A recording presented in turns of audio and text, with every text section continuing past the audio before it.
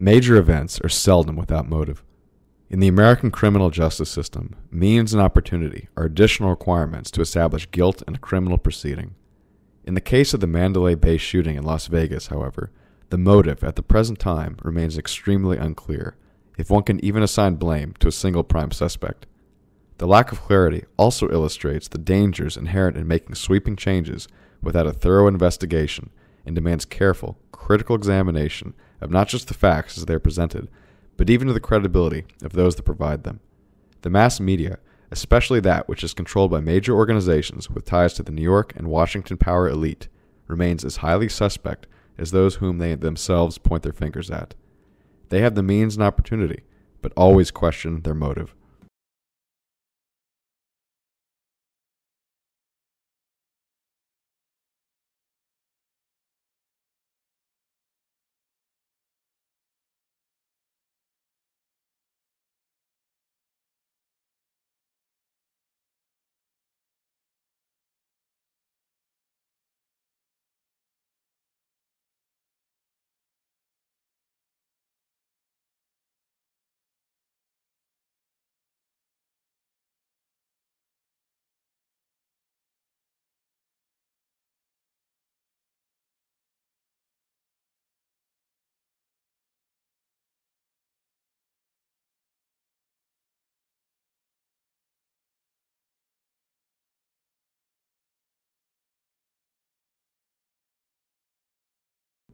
Welcome to Myth of the 20th Century.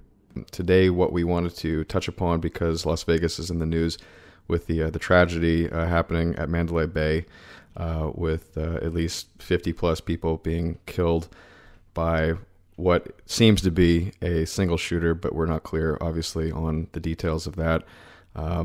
We wanted to talk about Las Vegas in contemporary America and what it represents to Americans, as well as the global view of what America is as well. So with that, maybe Hank or Hans, maybe you want to bring us up to speed on what's been going on with the recent event. Yeah, so the Vegas shooting situation, obviously a number of things are completely unclear, but as of right now, the story is that on October 2nd, I guess, the Monday, Stephen Paddock, or this person that they construe as Stephen Paddock, because there's a lot of things that are really unclear. They get reports that there has been a shooting at Mandalay Bay, and several people have been injured and killed at this country western concert festival, kind of in this plaza underneath. This is rapidly on the night followed by more reports that there's shooters at New York. There's reporters that there's shooters at the Bellagio at Caesar's Palace. That there's some dude coming down in escalators, armed to the teeth. This is pretty common in any sort of large catastrophe like this. Pretty much every event has reports of multiple shooters, because what happens is you'll see cops running around mindlessly or with intention. You'll see like the one or two off-duty cops in plain clothes with their guns out. You'll see a lot of weird stuff. A lot of which gets phoned in and embellished and then reported secondhand, to the point where it seems as though like there's kind of mass carnage everywhere. But the story as of that night ends up being resolved to that there was about 10 minutes of shooting from the 32nd floor of Mandalay Bay. There's an enormous amount of primary source footage that night from both within the crowd, people in buildings around the crowd. There's even a fellow, Jason Hartman, who's like a personal wealth blogger, who has footage during the shooting from 8 floors above where the supposed firing position was directly. That was the 34th floor, so he was on floor 42? I think it was the 32nd floor, and the 40th floor was where Hartman said he was. I see. 72 minutes, according to the timeline that we have after the shooting begins. There's a security guard who has noticed some shooting and is basically going from room to room, pounding on doors. Stephen Paddock, again, like according to the reports that we have, shoots at him through the door, shoots himself, and then a SWAT team breaches the room some time later and finds him dead. So it was 10 minutes until the SWAT team got there? No, it was 72 minutes. Oh, that seems more believable. Shooting. Yes. So he stopped shooting after 10 minutes? Yeah, I mean, so that's the timeline. I saw somewhere that if you lined up all the video footage, it was about 9 minutes and 42 seconds. Hello, so, this is the myth of the 20th century. Yeah. I'm listening to one of our co-hosts trying to join the call for a second, guys. Nick? What?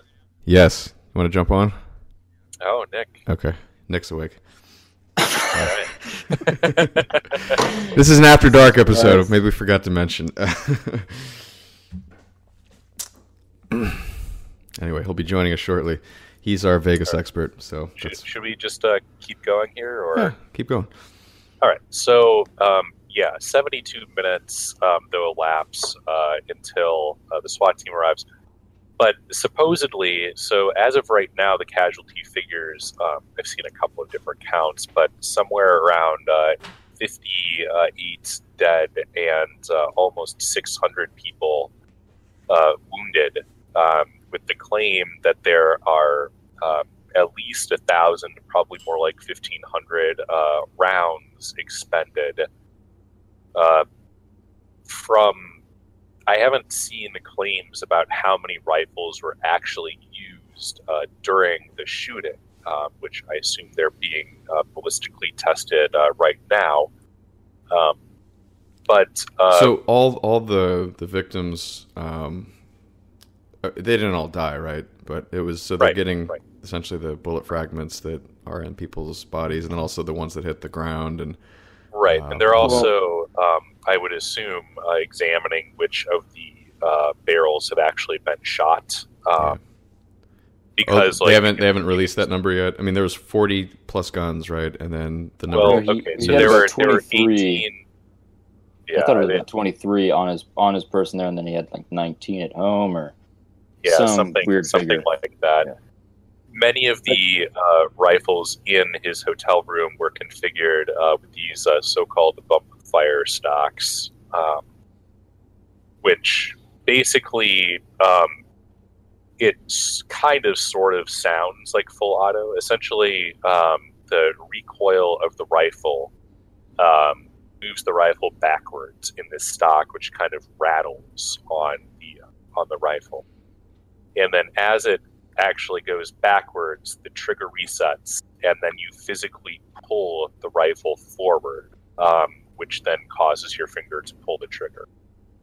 So the rifle is literally bouncing back and forth. So do you actually have to pull back on the barrel guard, or you're pulling forward on the barrel. Okay, that makes sense. To pull it forward, which causes the trigger to hit your finger.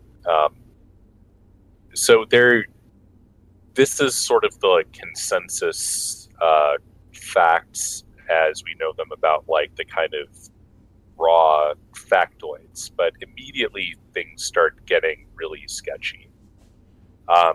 So we can start by talking about like who the hell is Stephen Paddock, right?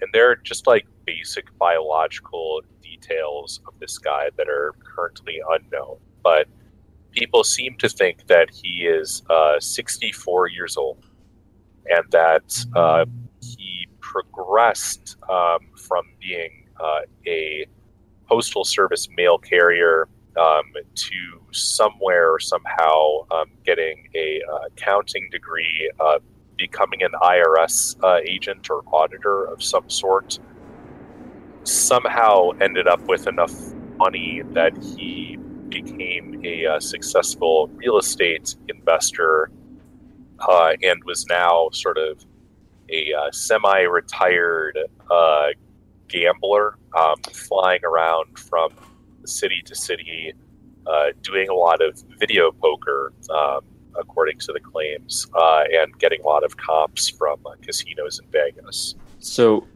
let's back up a little bit. There is a lot of talk about his involvement with Lockheed Martin and potentially other defense contractors, and there's confusion about whether he was an accountant, right? Yeah, but this was part of his role with the IRS, or then he also might have worked for them independently. Is that been made definitive what his relationship with Lockheed Martin was? Lockheed did confirm that he worked for them. I think it was like kind of in the 78 to 82 time frame, something like that, as some sort of a accountant type person. So right now, like the SEC and IRS do currently embed essentially auditors at some major financial companies, but I don't believe that they were doing that at the time. And Lockheed Martin isn't a major financial company, so I would assume that would just be in a private capacity. Right. Yeah, I'm not clear on any real implications other than like that was his job. I mean, military-industrial complex conspiracies may abound, but it's really not clear to me that it's a significant piece of evidence yet. Right. Well, it's just sort of probably the most interesting part of his background, and this is, I guess, it's more lending credence to this idea that we really don't know much about him. So we're grasping at straws mostly, but this weird gap of time where he's a postal worker, then a government accountant, and then a private accountant with the MIC, and then a real estate investor is an interesting career progression. Yeah, I mean, so you do often see this thing where like a retired government employee has like a pension and a bunch saved up will sort of progress on a second career path, where they're becoming a landlord, or they're opening some business of some sort.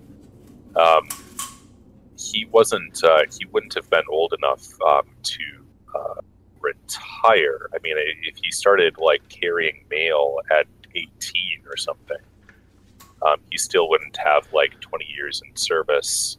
Well, here's what's interesting to me about him, especially if was he kind of like a semi-permanent resident of Vegas? Like he was like gambling there like habitually, and where he was just that's the other thing. So over his adult life, he had 27 different addresses associated with him. So he was moving approximately every like 8 months or so, or at least like switching addresses. That's super sketch. It's a little bit unclear how many properties he actually owned. There's one kind of larger apartment building that he had bought for $8 million and sold for an unclear amount of money. Or was that just his like real estate business? Like he was just having to move to see different properties? Well, I mean, like, let me tell you, doing your taxes is a nightmare if you have any sort of elaborate tax return, as you definitely will if you're doing real estate investments and you're moving between 3 states over the course of a year. But as an accountant, maybe he was trying to, finagle something. I don't know. Well, I mean, that would be sort of an elaborate. But see, this is why the conspiracy theories abound, because you take a look at this guy, unclear history, sort of like almost like a not money laundered, but like address laundered past. So like his original origin is sort of unclear, untraceable. And his sort of gambling habit makes him sort of a prime target for somebody who makes him an offer because he might be in debt. The thing about the thing about real estate is that, so the real estate lobby is the most powerful political lobby in the United States. The National Association of Realtors is by far the largest campaign contributor in national campaigns. And if you look at your local like state senator or state representative or city councilman, like it's almost guaranteed that like your friendly local real estate developer is actually running the show. So they have gone out of their way to make sure that there are effectively zero money laundering or know your customer regulations around real estate. So it's completely legal, and in fact, people do to show up with just like a briefcase full of cash and buy a house or a condo.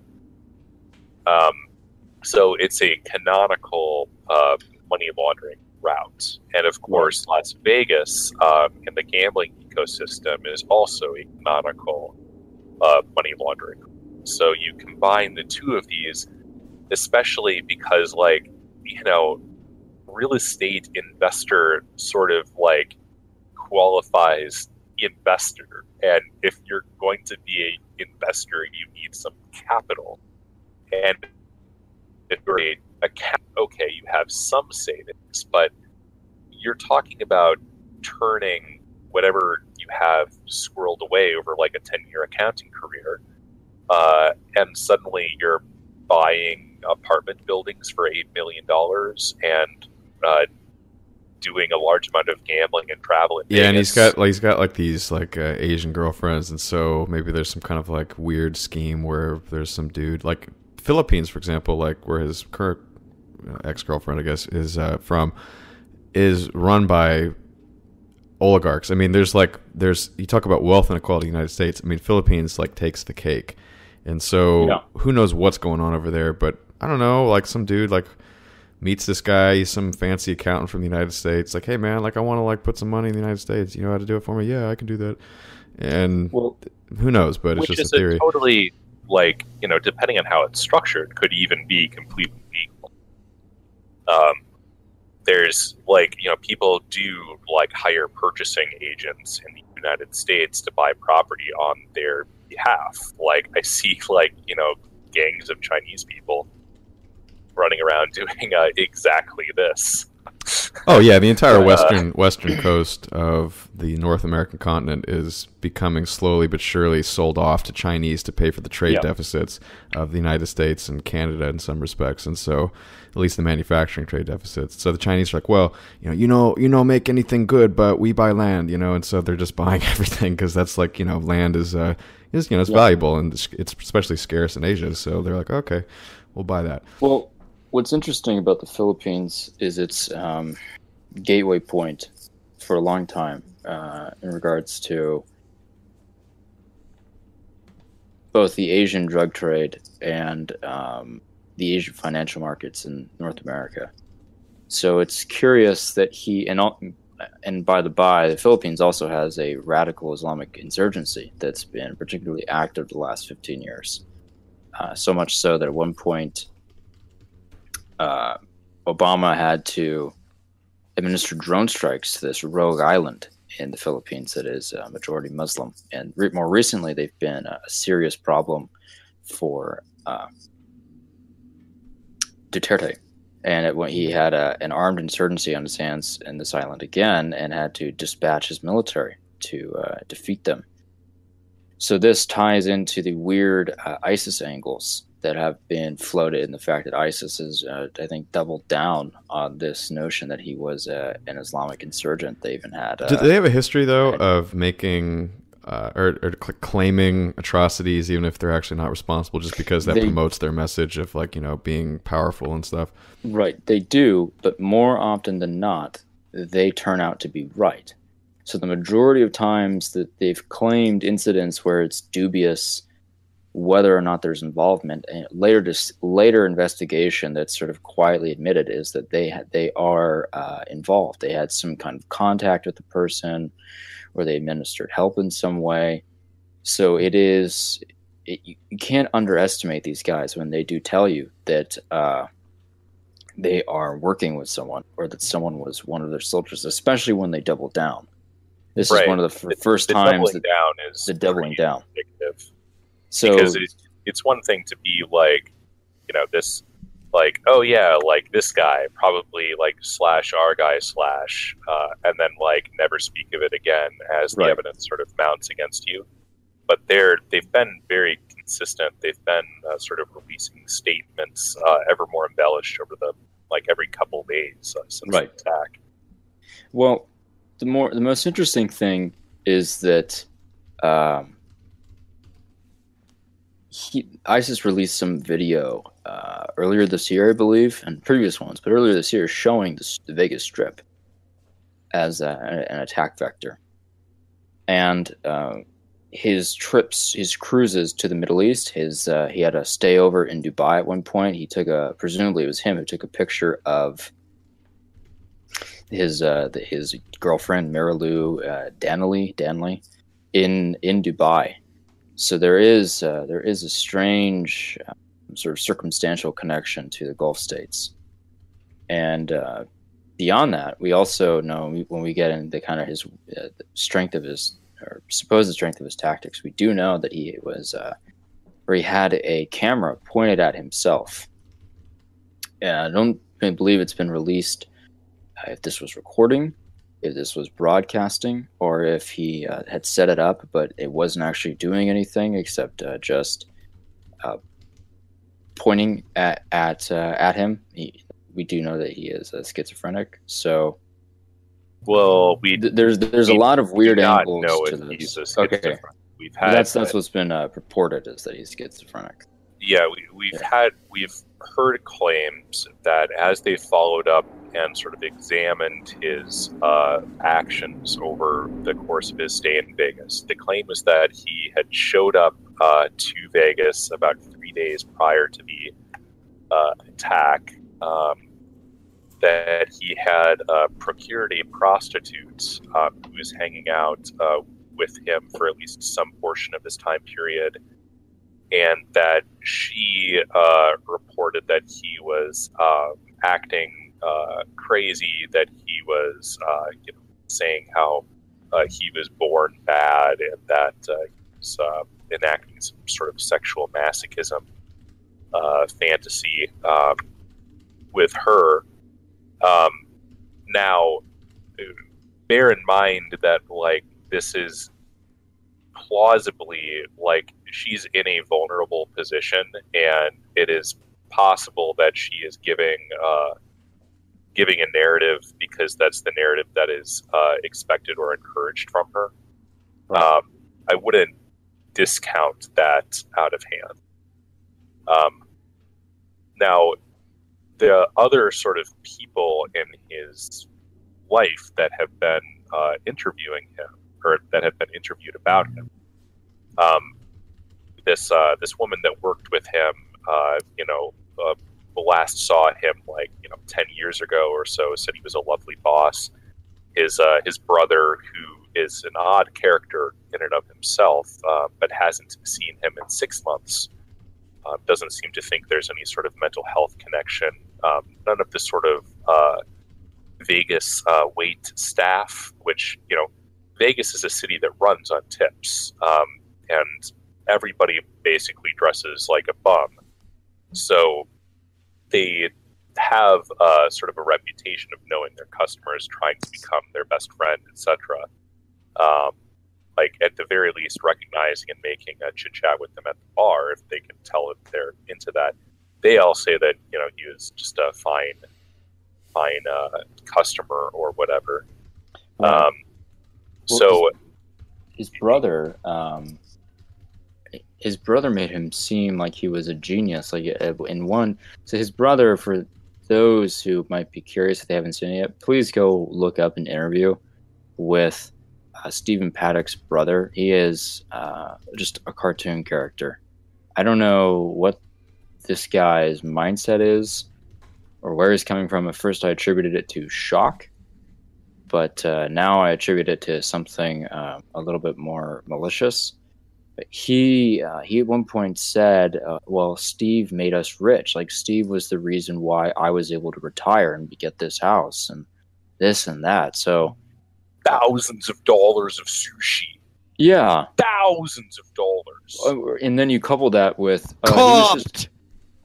Nick, is that Nick there? Yeah, Nick Nick and I have been arguing on the chat. So his goofy brother goes on and on about how he made them rich, and then there's this one part where he was saying, Steve didn't need anyone. Steve did things all on his own. Steve was an army. And then he stops himself and says, you know what? I shouldn't say that. So when this clip came out, immediately people assumed arms dealer was what was about to be said. More than likely, he was about to say army of one. Yeah, I mean, reasonable people were like, army of one is the expression that would make sense there. But this is after the arms dealer taken off. So Hank, if you want to tackle the default of the arms dealer narrative of this guy.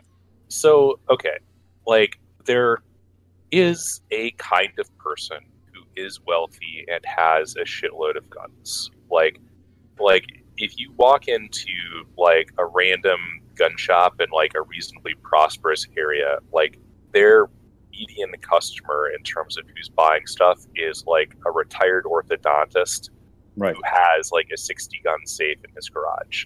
Yeah. And that pattern of buying is like you kind of end up with like one of everything syndrome. You're like basically a collector. Mm-hmm. So like you start off by saying like, oh, I want an AR-15. Like, okay, so you get an AR-15. Then you're like, well, it'd be cool if I had one that had like a fixed stock, like they had in Nam. So like you get one of those. And then you're like, well, I want to reach out a little bit further. So I want a fancy one. Like a designated marksman thing with a heavy barrel. So you end up like, you wake up one day and you're like, holy shit, like I've got like a dozen ARs. But it's like, it's the one of everything. It's the Chinese menu. What you don't see is somebody walking into a gun shop and saying, I would like 4 of your Daniel Defense 16-inch carbines, the exact same model.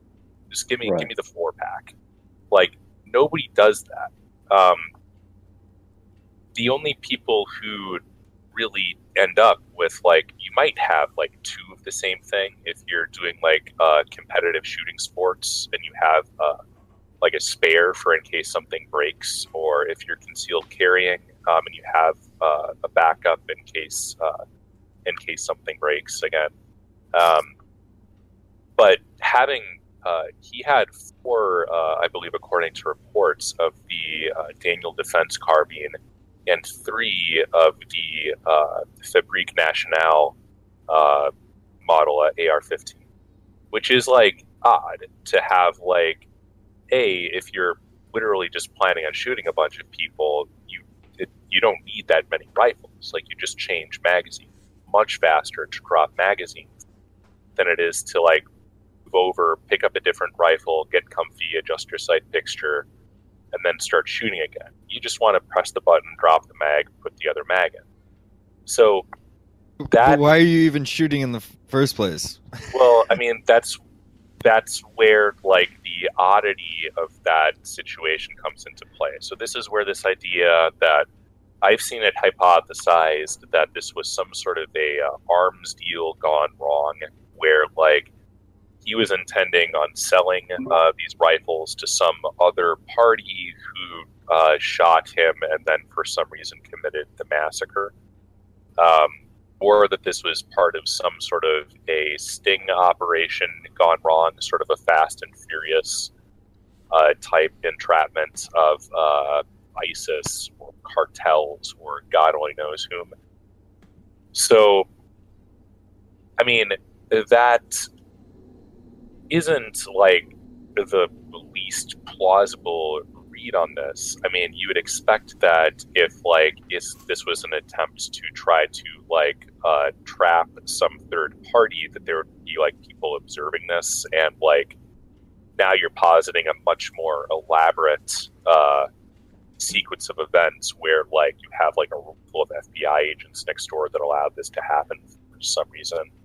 So there's several other narratives, right? There's like he's a rogue nut who basically just had too many drugs in his system, or he had a political motive where there's these conservative people listening to rock or country rock music, and he doesn't like these, Trump people, and so he's a Bernie, pussy hat wearing guy, and he's going to show them, why guns shouldn't be allowed. Or there's actually a deeper conspiracy potentially, and this is all theory, or a deeper conspiracy to actually impose gun control. And this gets into the other conspiracy theories, such as Sandy Hook being, used for the same reason. This event is actually spookily similar to the sort of starting narrative of Matt Bracken's very good novel, Enemies, Foreign and Domestic. Well, he had two. And was it his first book? Because one of them is Enemies, foreign, and then another one is domestic. Yeah, that was. Then there's a third one that is like both, right? Right. I'm not familiar. So his novel, it is Enemies, Foreign and Domestic. It begins with basically a patsy, this army vet who is drugged and framed for a massacre where he is shooting with an old SKS and a scope into a stadium full of people, which causes a stampede and a massacre and leads to a series of gun control measures and eventually a sort of Argentine dirty war style slow burn civil war. But I mean, honestly, that's the lack of sort of a political narrative ready to go besides the gun control narrative that's literally trotted out after every shooting and also just randomly whenever it's a slow news day.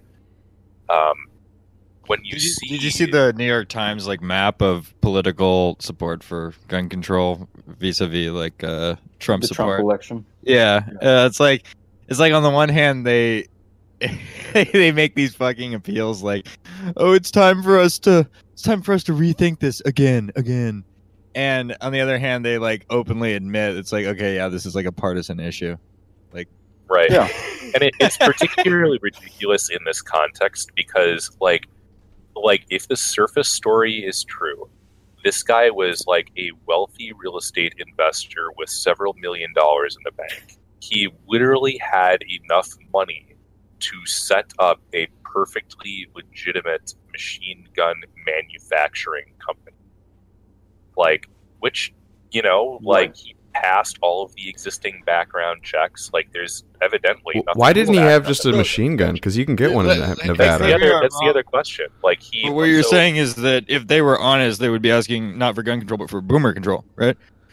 Or bump stock control. I mean, it's this is why I'm asking this question. So the bump stock thing is a red herring. I don't really know why, because they're not terribly effective. Anybody who has ever used one, the gun itself is literally reciprocating, so it's difficult to be accurate with it. Certainly, it's difficult at the range of 400 yards. Okay, but this gets into... But accuracy wasn't really fundamental- required in this. It was a big field of people. Well, yes and no. It is a pretty large target, but so it's literally impossible this to miss. guy- There's To say accuracy yeah. doesn't matter, and then to have 18 rifles with different scopes or whatever, that seems a bit of a contradiction. Okay, so Yeah, this it's- is something that they it's- always trot out, regardless of the augmentation, whether it's a foregrip, whether it's a handgun style handle for what they always say, assault rifle. It doesn't matter whether or not it actually helps or whether or not it still requires a lot of skill and time investment with these weapons to use these things effectively. They just look for an excuse to ban one thing after another, and it's always just a vehicle for eventual gun. it's the salami slicing approach. Well, this is why I think you can make the narrative this is why they had such a variety of weapons, and it's well, all of these were used in this horrible thing. We must outlaw them.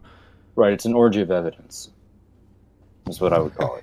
Right. Evidence is a strong word, but I would say it's So Yeah. It's a perfect crime scene for what the agenda interesting wants. thing is about this crime scene. He It's, also it's, had it's like scenery rifles in a play. multiple calibers.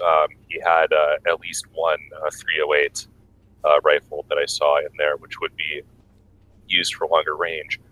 But the interesting things to look at that would sort of lend a lot of evidence one way or the other. He had a range card where, for those of you who aren't familiar, like bullets drop over distance. It's just like, Newton shit. So if you want to hit a target that's far away, you need to know how to adjust your scope so that you're actually going to hit that. Right. Because you can't just literally point your muzzle straight at it because your bullet will hit the ground. It's high school physics level stuff. So, well, there's another element to it too, in the wind speed calculations and differentials in elevation. Right. So there's a numerity of things you have to keep track of when you're not when it's not a planar surface, or your trajectory is not planar, and you have a added wind factor. Right. And he had made these calculations. Like, there's software that you can do this ahead of time. So it doesn't necessarily require a huge amount of empirical analysis or skill if you know what you're doing. Right. But these ballistic calculations are valid for like particular cartridges at particular speeds out of particular barrels. So one interesting thing to look at was, like, did his ballistics calculations match up with which of his rifles and which of his brands of ammunition he was shooting different brands. The other thing to look at is how many of his scopes were zeroed. So when you first just slap a scope on a rifle, it's going to be a little bit cockeyed. It's not going to shoot the bullseye on the scope immediately. So you need to correct your scope to where your rounds are actually shooting. So if he has 18 rifles or whatever in his room, and only 2 of them have their scopes zeroed, that implies he didn't think that he was using the other 16, which, what was he planning on doing with those then? So all of these little bits of circumstantial evidence would easily lend to some support or some disproving of some of these arms dealer narratives. Right. Well, it demonstrates a certain kind of forethought, though, too, that is not explained. That's why everyone's asking, reasonably so, for the motive. I mean, what,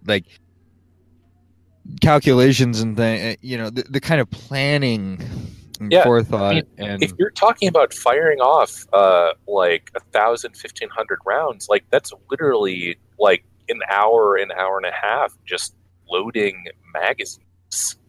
Right, yeah. And then lighting off that many rounds is physically going to leave you a bit fatigued. So we have an old drunken boomer who is able to haul up 10 suitcases full of weapons and ammunition to his room, able to bust out a window, and then able to deliver over 1,000 rounds in the space of 9 minutes. I mean, have they released toxicology on his blood? Not that I've seen. Maybe he was on drugs. My point is that he was a known. All the pictures of him, or the main picture of him, he's has a shot glass. He was known to just be an old but that's him. Guy. That's like a social media thing. Well, they'll pull up from some accessible source. Well, the bizarre part is we know he's a gambler, and so wouldn't he if a gambler was going to go out Allahu Akbar, they would be putting their money on 93 red or whatever. Why would a gambler this is something you don't expect to live from something like this unless there's another way of looking at this issue. He's part of something that he thought he would get out the back door. If it was truly his lone nut foresight plan to massacre a bunch of country fans, shit country fans, mind you. and he's a gambler. I mean, the one fact we know about the guy is that he's a gambler. Like it's not a fact. We well, are the presented with that piece of evidence yes, or correct, whatever, yeah. but we don't know if it's true. Well, Yeah, but the and picture so painted, his this guy, game, assuming like- he exists as they say he does, the story is he's a gambler. And why would a gambler go on a jihad, like a suicide fucking mission, without, first blowing all of his money? No, I mean, look, if he's in debt, and if he actually believes this, like, there's Allah will no save me evidence crap. That was suggesting that he was like destitute or in Right. debt or otherwise. I'm just like, trying to trouble. put forward, like, this is maybe what they want the narrative to be crafted in people's heads, and they put it together themselves. Nothing about this is rational. Like, Well, it's an odd blend of like extremely meticulous planning with like some obvious gaps or like eccentricities. there's not a lot of parallel. I mean, you have the Austin, what was his name? Charles, the guy who shot 20-some people in Austin in the bell tower. Right. Yeah. Right. Yeah. Washington, D.C. sniper, was another one. And No, it's the Well, those guys, we know what bell they were tower. about. The DC snipers. He's a little bit of a weirder case. Former Marine. Well, that was the Charles Whittier. Was Yeah, it? Whittier. Yeah, Yeah. that's correct. Yeah. Charles Whittier, post mortem, they discovered that he had a pretty big brain tumor. But even the level That's right. of like forethought that went into that, like, this seems to sort of dwarf it. That was quaint. Right. I mean, how many trips up to your room is 20 rifles or whatever? Like, Yeah. I mean, it's Well, at least depends. At least a couple. a couple. Yeah. And he was, furthermore, they allege that he had like planned this. What they're trying to say, he had like there was a different event. That he was scoping targets, or at least that's the implication. So Right, they're exactly. mapping his travel in the past, and like one of them was in front of like Fenway Park or something, and the other was by some marathon route or something. So if you're staying in a fancy downtown hotel, like, there's literally always going to be some stuff going on, or some like prominent landmark in view of your hotel. Like, that's why it's the downtown. So I don't know that that's like dispositive unless you can get some evidence, like, if he has like a bunch of range cards lying around somewhere or something like that. Like, is there Just any evidence of him shooting before, like in any serious capacity? No, Well, so there's they'd have to take some time to find that. I mean, you'd have to go to all like the gun ranges or something. I don't know how you'd like put all that. So this is evidence like together. a secret side project of his is to like massacre a bunch of people from a hotel from a hotel window. Like is like people are rightfully demanding some kind of explanation as to motive. I mean, Of course. in the absence of that, like, are we really supposed to just be like, yeah, sometimes people just decide to shoot a bunch of people with no motive? Sometimes boomers, am I right, man? Like, you just can't trust them. Well, can we I mean, that's Can literally- we said, Can we talk a little bit about the boomer phenomenon and the aspect here and what it means and Yeah. what Vegas it's is real, about? real boomer posting hours. It's like you see the picture of this dude and he's got his Filipino girlfriend and it's like it just captures everything that is like, well, this is the America that the silent generation fought for. This is what if you actually listen part to of this guy. if you listen to Steve Wynn, who's changed his name from some Russian Jew name, he basically says that the generation after World War II, which he's very eloquent, so he's like, the generation that fought, who didn't consume, didn't have an opportunity to enjoy themselves, wanted to have an opportunity to live life, and that's what Vegas is all about. Okay, and this is what it's fucking turned into, this degenerate shit where Right. people go and they get hookers, they get blow, the drugs, they shoot people. I mean, this is recent, obviously, with this particular case, but it was a mob-infested place. Nick, I hope you can talk about that. But Vegas is like Sin City. That's what they call it.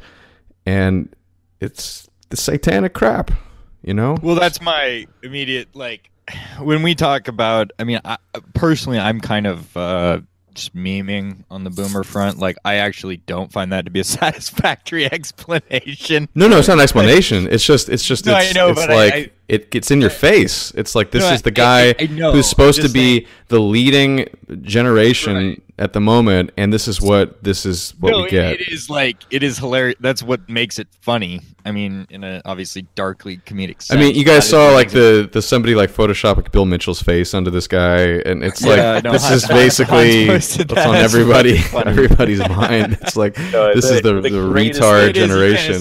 Like it's taking random other boomers and like mistaking them for him. It's like, here's a picture of him with a pussy hat. It's like, no, just some other random boomer. No, that was identical. I thought that was him. Or what, maybe not.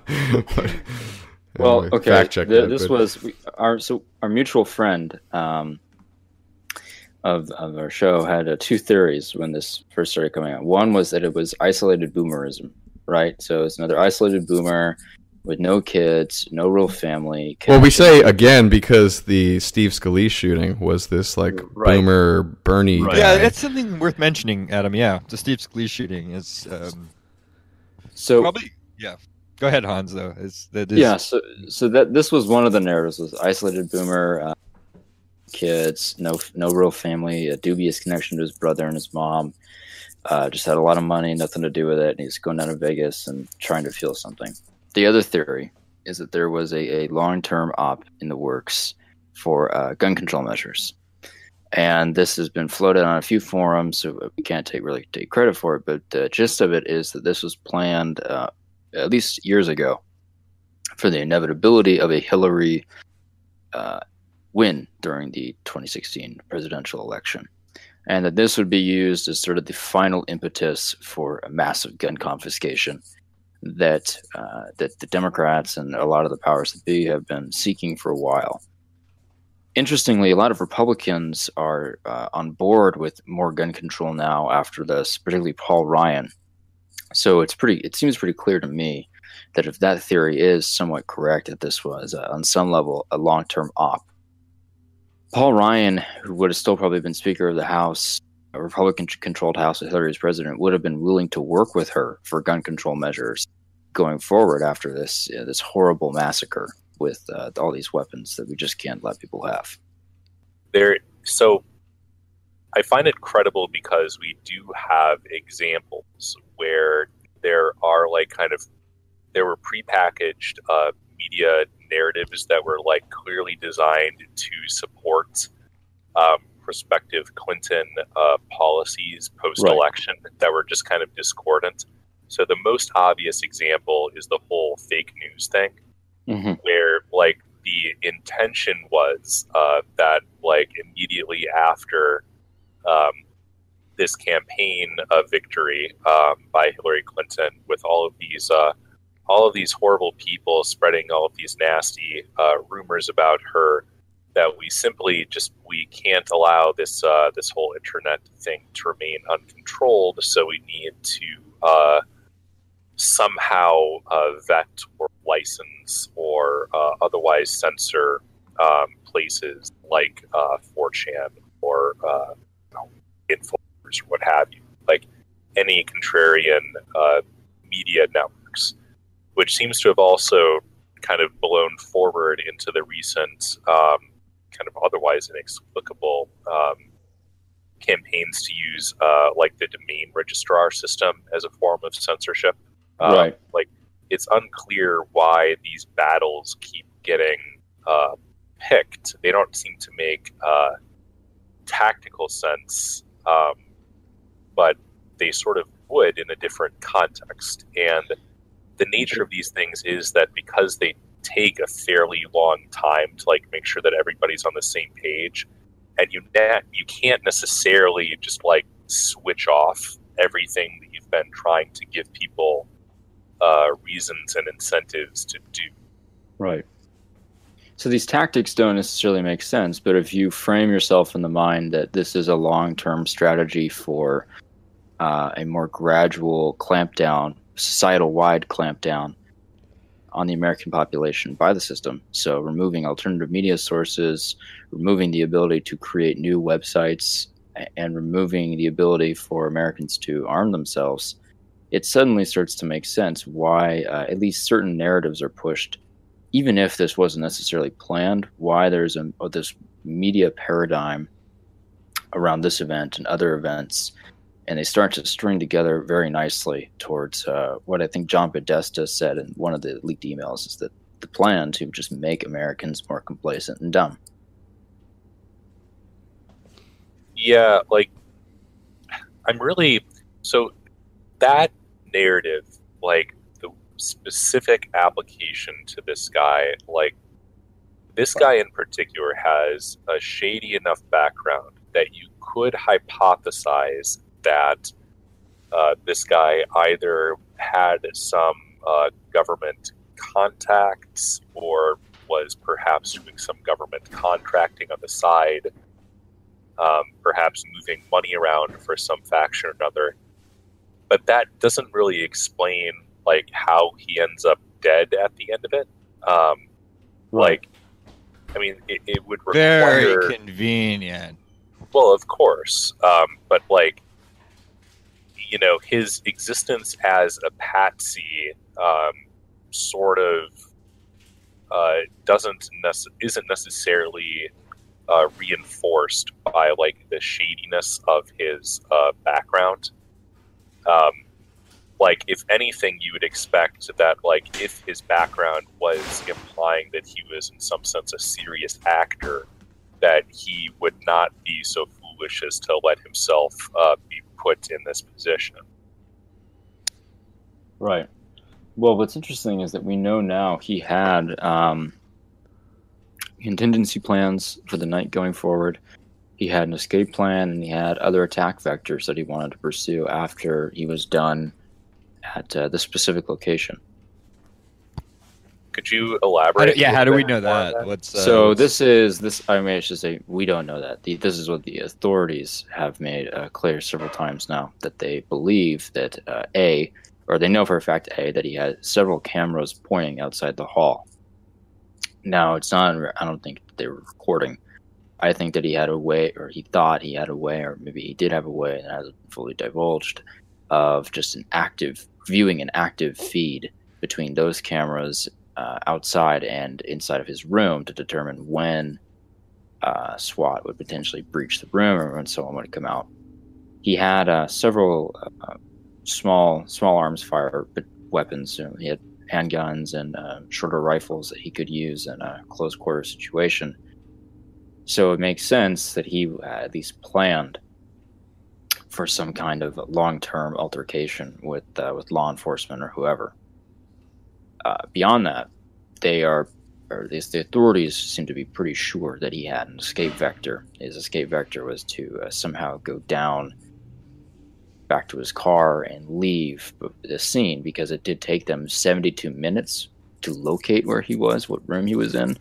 They had to effectively find him by sound. There was some story about an Iraq war vet or something who was helping cops try and locate where he was just based on the sound of gunfire and the direction it was potentially coming from.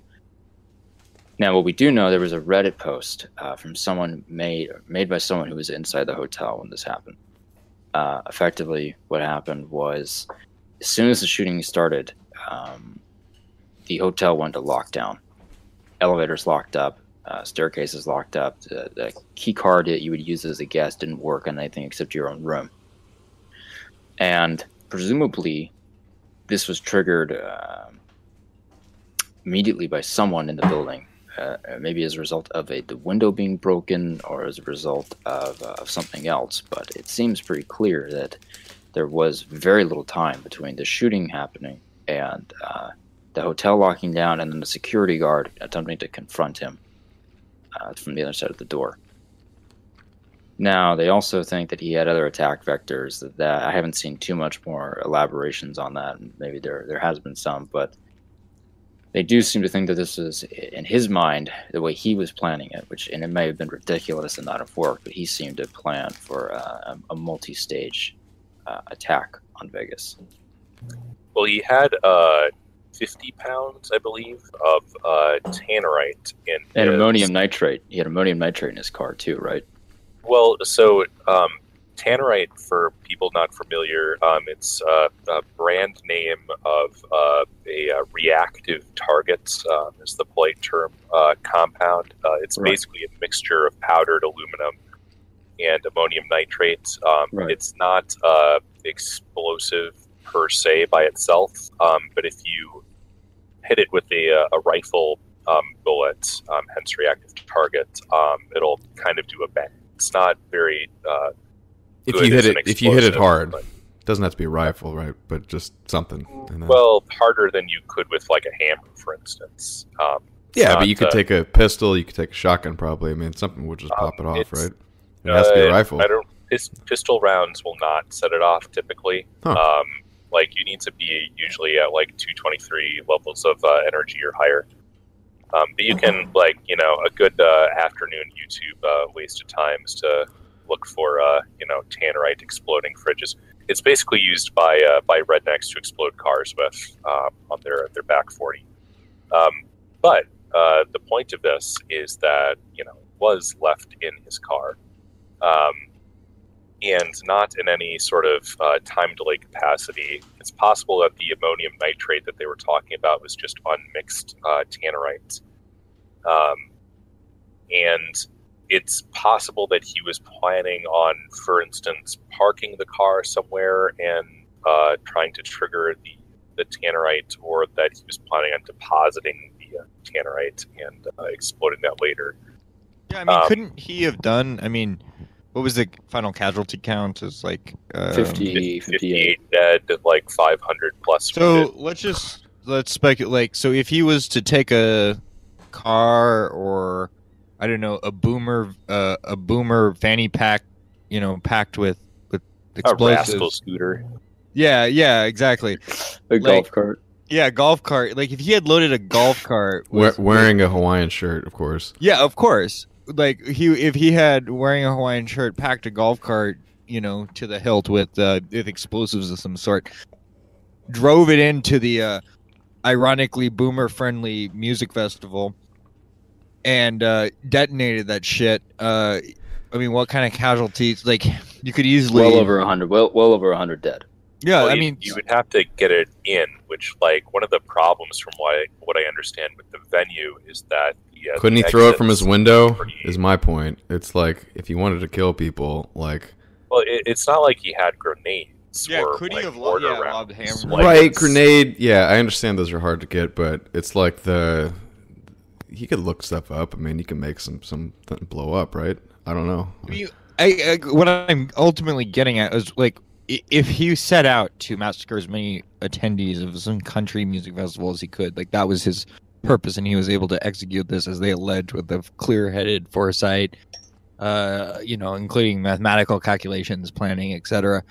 Was this really the most efficient way to maximize casualties? Well, yeah, I mean, you're right. It implies that, like, that country music festival was just stage one of N. Or that, like, I mean... Wait, you At guys think that minimum. he was going to go to another venue and start doing this? I mean, everybody's going to be on Not lockdown necessarily after another this. venue, but the Las Vegas authorities and others keep coming out and saying, well, he had more plans for the evening. I mean, this is the only thing that Okay. explains the massive arsenal that he brought with him, and the fact that he had tannerite. My mistake earlier for thinking tannerite and ammonium nitrate were separate things from one another, but this is the only thing that can really explain why he had an escape contingency and why he brought these things with him. Which, I mean, brings up the obvious question of, like, okay, so, like, I mean, country music festival and what as, like, any plausible secondary target that would... Why not shoot up the casino itself? Well, yeah, I mean, That's there's harder. that. I mean, casinos aren't actually that crowded.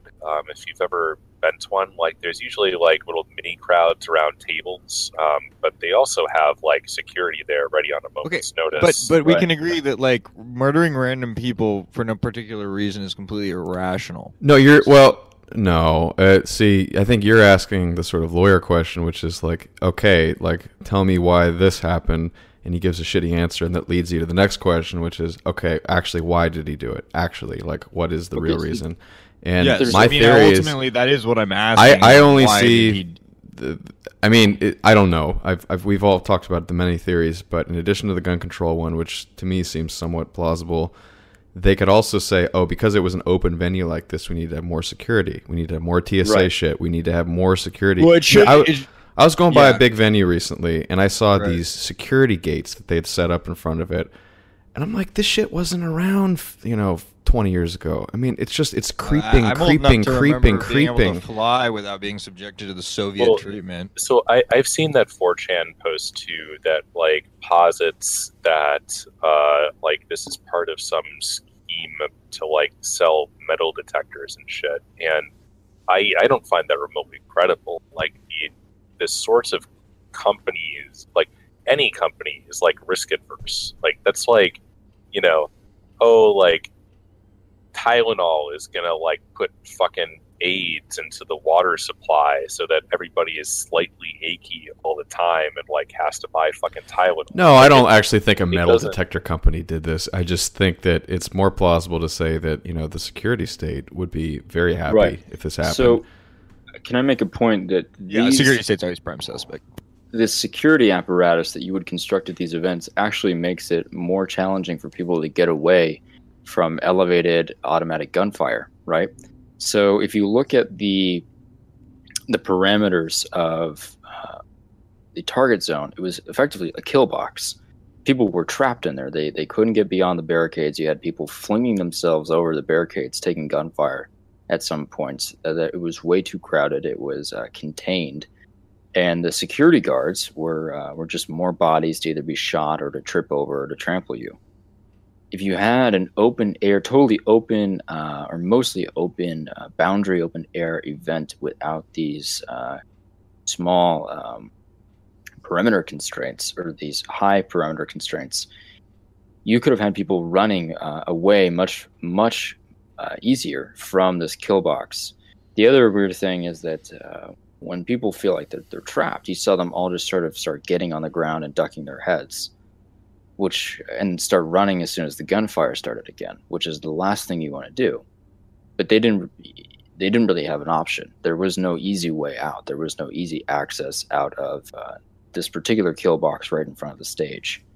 And a lot of them probably didn't realize that they were being fired at from an elevated position. Like, so at that distance, depending on how he was positioning himself, like how far he was from the window, they may not have heard the actual report from the rifle itself. Like the only thing that you hear is the supersonic crack of the bullets passing ideally overhead, right?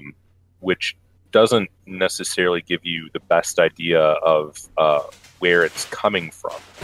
Yeah, there's no way especially not if you're in a it's really elevated. loud, crowded concert. So, like, I mean, the sane thing would be to assume that, like, oh, like somebody's shooting at us. It's probably like, it's like the fucking BET Choice Awards or whatever, and like somebody's shooting up one of the exits.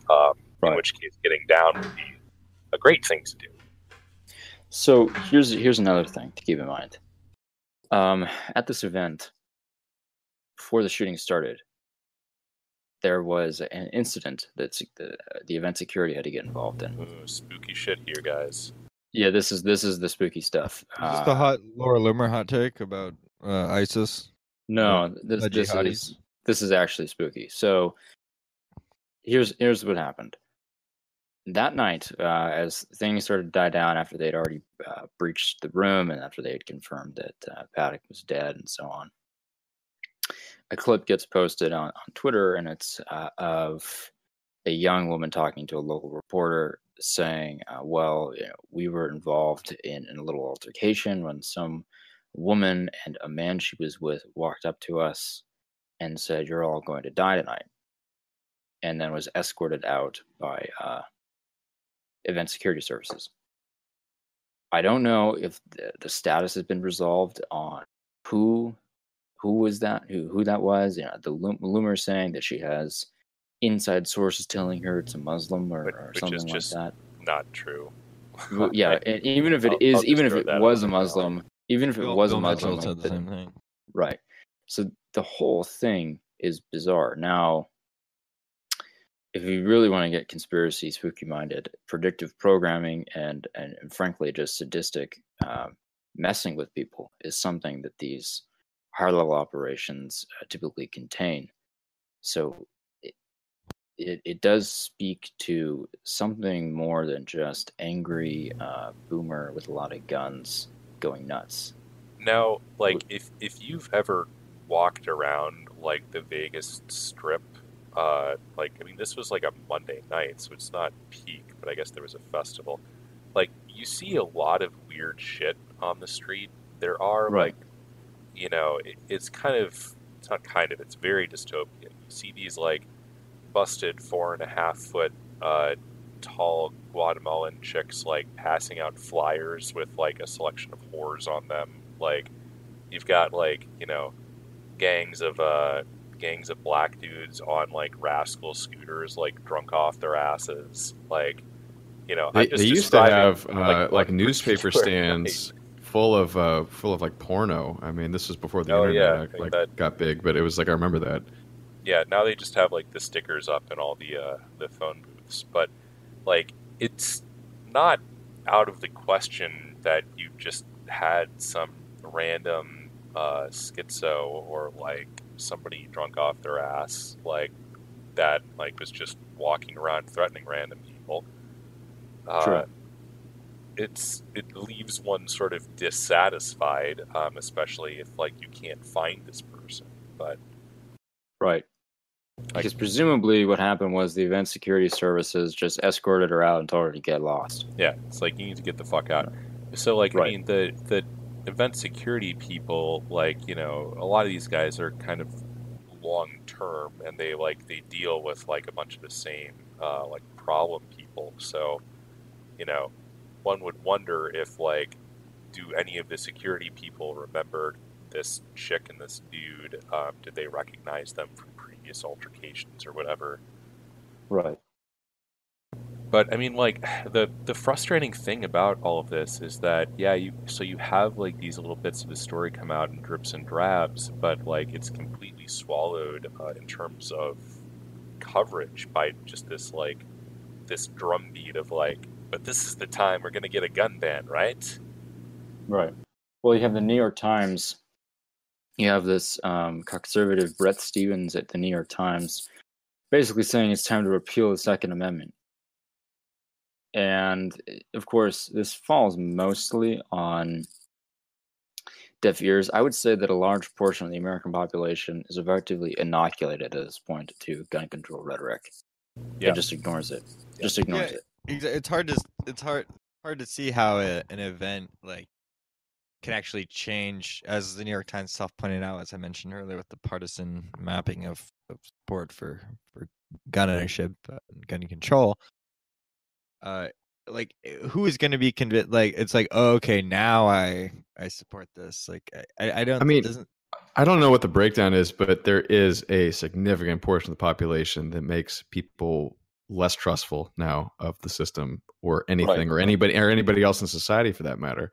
And so they're not going to give up their guns because of that, because they want to be able to protect themselves. Ignoring like what these Jews tell you to think, like it's like if you are hearing about like shit happening, like violent shit happening, it's just so obvious to a normal non-Judaized like garbage lemming rabbit faggot that like, oh, okay, like bad shit's happening, people are getting killed, like, well, I want guns to protect Yeah, I want- myself. Right. It's truly the case. It's that like the people- normal reaction if you're Yeah, people from non-violent places don't feel the need for guns because they don't need to protect themselves like that. it's when it's more violent, they want more guns. And so if this is, I don't know if this helps the conspiracy theory narrative or not, but if that's true what they're trying to do, this probably might be a mistake. I mean, I don't know. Sandy Hook didn't work, and so what I'm wondering is like, okay, I'm not gonna give the full disclaimer on Sandy Hook, but from my perspective, it nobody died there. Check out Jim Fetzer's work. I'll leave it at that. But I think they may have thought, if this theory is true, and there is a deep state security state actor behind this whole thing, they may have thought, well, maybe some real people do need to die. Now, we don't know how this is going to play out, but that was one of the thoughts I had.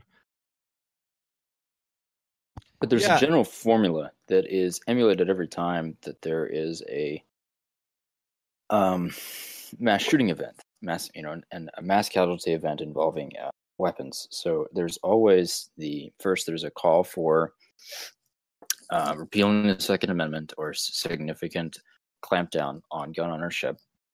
And then there is calls for a national registry of all firearms owners, including every single firearm they own. Then there's typically a series of op-eds in major leading journals and newspapers and so on that try to have a nuanced view of gun ownership. And one of them, I believe, also New York Times, is a hunter. I'm a respectable gun owner, and I understand the case for gun ownership. And then there are typically a series of little human interest stories on each person shot. Nice pictures of them, all these things that they did in their life, and maybe some heroic moment during the event that they exhibited. And then the cycle repeats. Then it hits you. Okay, we need to have guns banned, and then you have the more nuanced articles, and it works until the news cycle dies down and something else gets picked up. But the funny thing is that they're just talking to the same people. The New York Times is just talking to the people who read the New York Times, who are people who already want guns banned. Exactly. Same with like the audience of people like who's that the garbage boring guy Jimmy Kimmel. Yeah, you've seen. If you're fucking stupid enough to watch him, like you probably already want guns banned. You should also kill yourself. Yeah, no, it wouldn't be a bad idea. You've seen like escalation in rhetoric though, where like it used to be that like prominent media outlets would try to like signal reasonableness, right. But like this is obviously just like fucking like a tactical maneuver. But now like that things have advanced a little bit, they're trying to out signal each other by like what they can actually call for, and like how brave they can be in calling for like the maximum amount of what they're not going to get. Yeah, how brave they can be in asking for like armed men to come and disarm other people.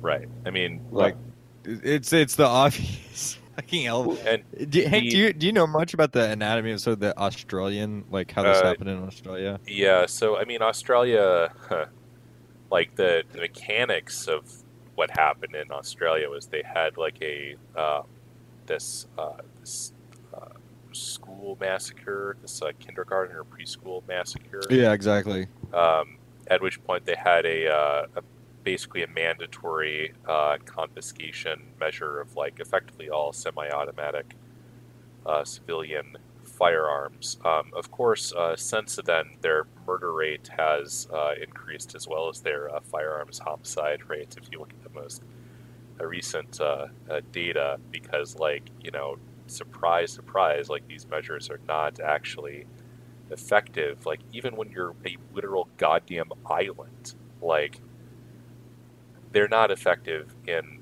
preventing the sorts of people who think that it's a good idea to like commit armed robbery from like getting weapons. Well, a state that is concerned about like the physical well-being of its citizens would not import shit-tier third world savages. Right. And like in the U.S. case, it's particularly foolish when you have like, well, it's foolish on practical grounds and a bunch of reasons. But these are like the same people who advocate for like unlimited open borders with like the like low-level civil war narco state that is Mexico. So, Yeah, and daily reminder that there are no mass shootings in Chicago. I mean, yeah, effective. There's a series of drive-bys that you could. This is where the methodology of mass shootings becomes just sort of ridiculous. But there is a series of drive-bys, almost weekly in Chicago at this point, that you could classify as a mass shooting based on the number of people fired upon or successfully hit. Right, exactly my point, Hans. Right, and like when they're trying to inflate the problem, they include Jamal wounded 6 people at like a rival barbecue. When they want to play up the villainous nature of the eternal Anglo white man, right? They focus on these mass casualty attacks. Except for even if you count the mass casualty attacks, they're not predominantly white men. Well, it should be pointed out that the total casualties in Chicago was over 2,000 last year from guns, and Chicago is supposedly a gun-free zone. So how'd that happen? Yeah. So the whole notion that gun control, well, they have a Zionist concept is going to function. Mayor, so I mean, it's really all out the window. Yes, their Jewish occupation. This was happening before he became mayor, though. So my point is that the policy of gun control is not working for the effect that they intend it to be, or at least their stated purpose of I'm sure everybody listening to this is well aware of the sort of arguments and is on the correct page. If you're not, then as the Fash the Nation article I think that came out yesterday said, stop being a cuck and buy a goddamn gun.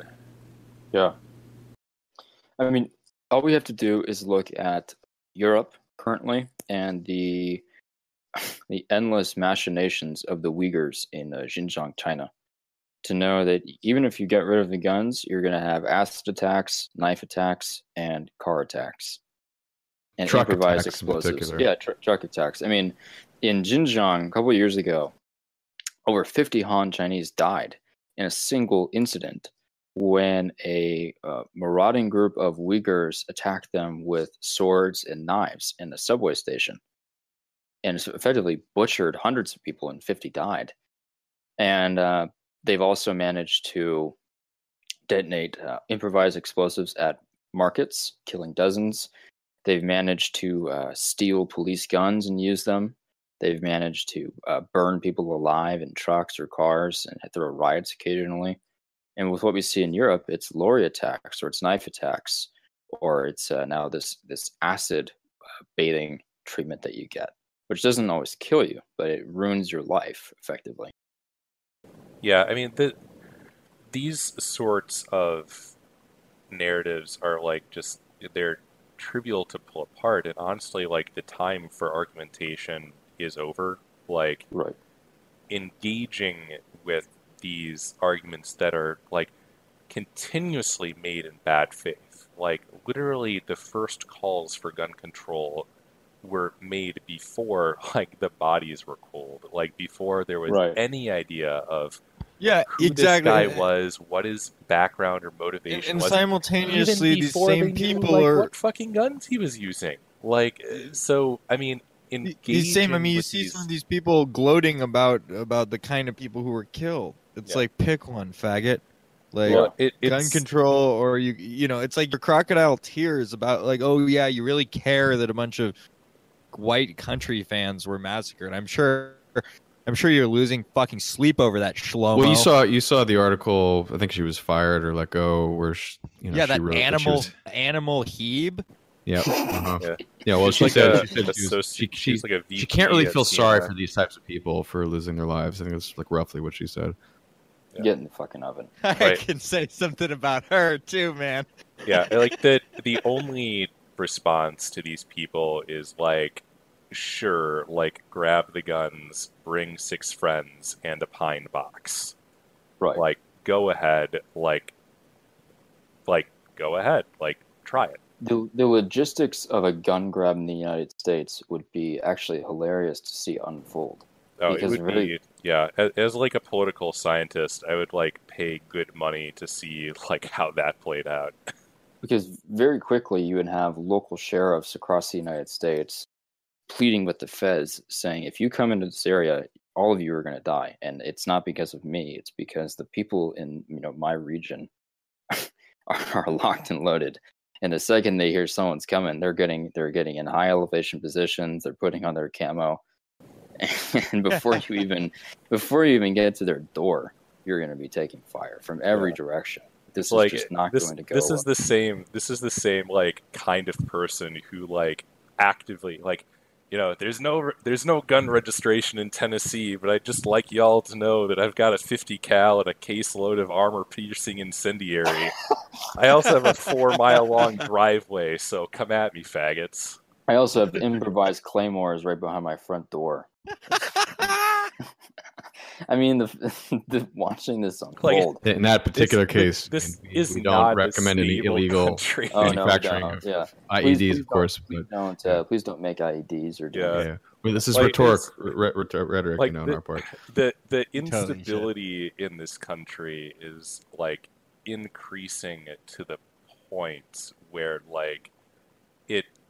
it obviously does not seem to benefit the current ruling regime to increase this level of instability, because they are by far the most vulnerable, isolated, and like devoid of control of actual sort of real capital or resources. But it seems as though they actually cannot stop themselves from attempting to escalate to the level of discord. Like, it actually wouldn't cost them jack shit, probably, to like actually throw a bone to fly over a country on any one of their policy issues. Like, I mean, even slowing down immigration, like, wouldn't probably compromise their long-term political position, let alone, like, national concealed carry reciprocity hurts their, like,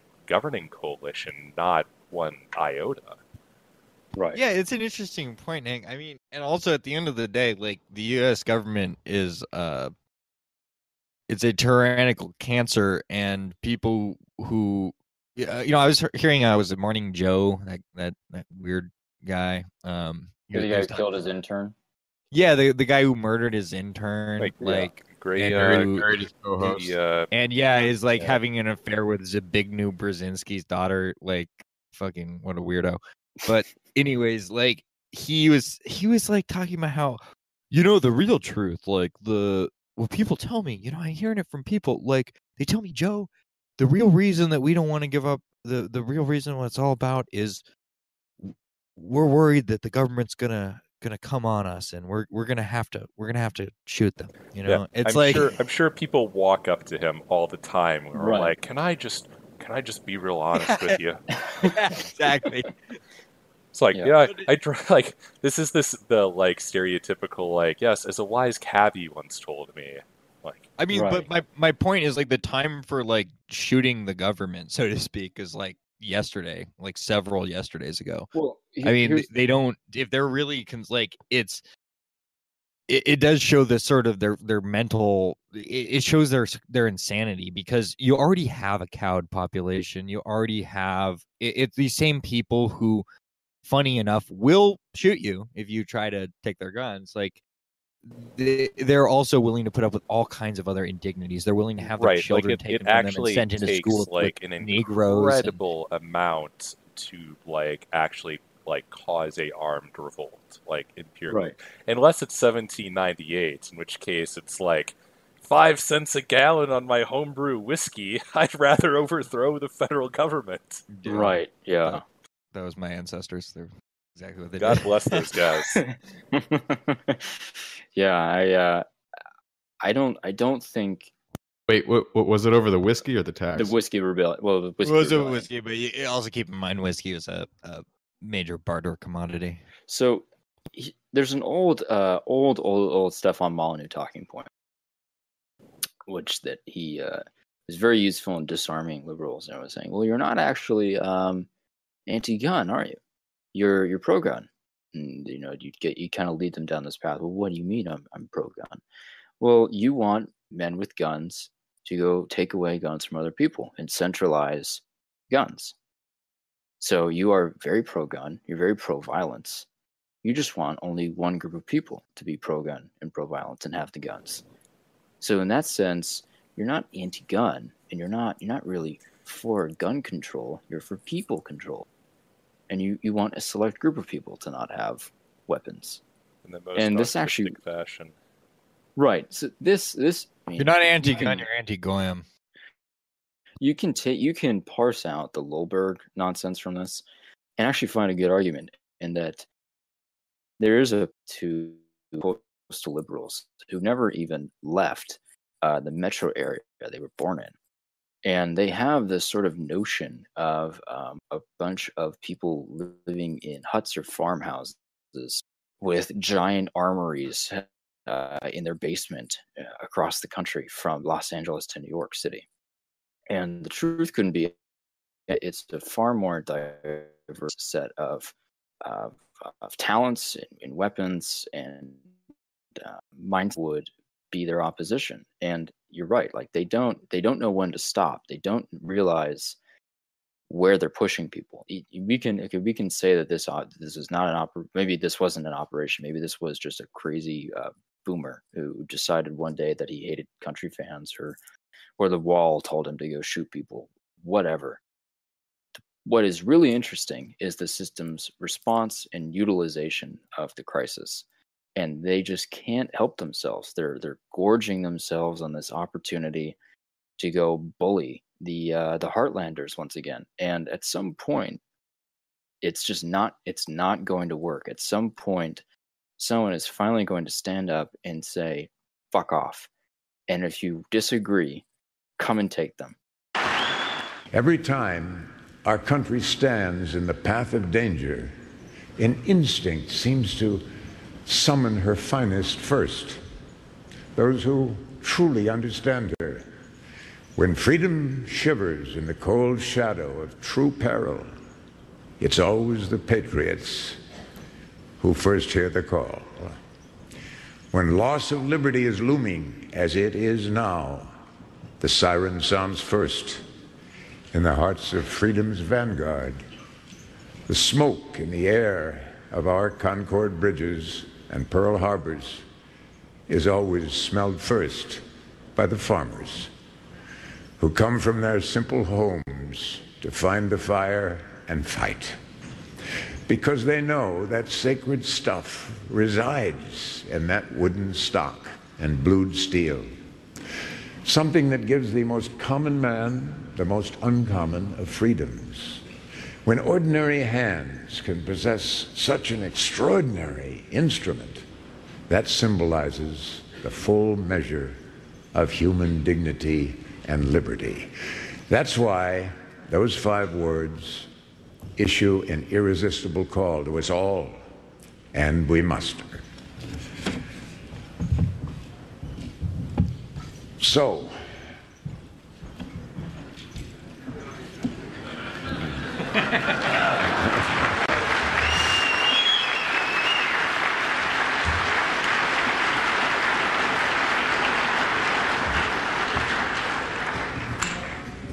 as we set out this year to defeat the divisive forces that would take freedom away, I want to say those fighting words for everyone within the sound of my voice to hear and to heed, and especially for you, Mr. Gore. From my cold, dead hands,